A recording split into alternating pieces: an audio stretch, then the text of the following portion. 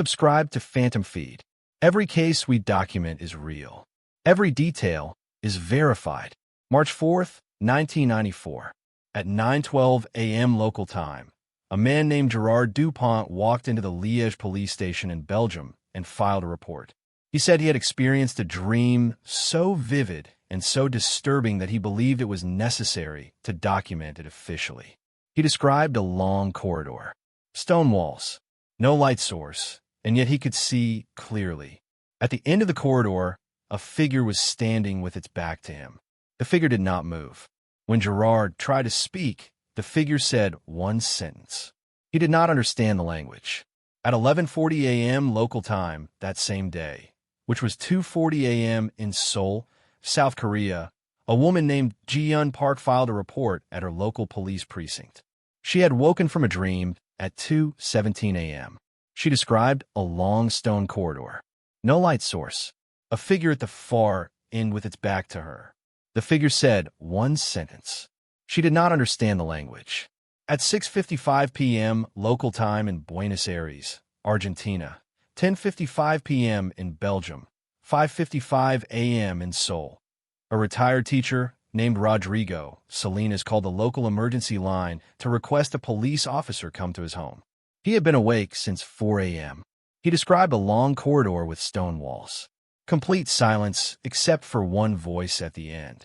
A figure, standing, its back to him. One sentence, a language he did not recognize. Interpol does not investigate shared dreams. None of these reports would have crossed borders under normal circumstances. But a Belgian researcher named Dr. Claire Moreau had been studying cross-cultural dream phenomena for 12 years. She had contacts in both Seoul and Buenos Aires.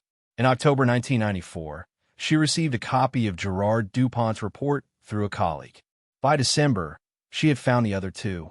She conducted interviews with all three over the following 2 years. Their descriptions matched in 18 specific details, including the angle of the corridor, the height of the figure, the silence before and after the sentence was spoken, and the feeling that the figure was aware of their presence before they arrived.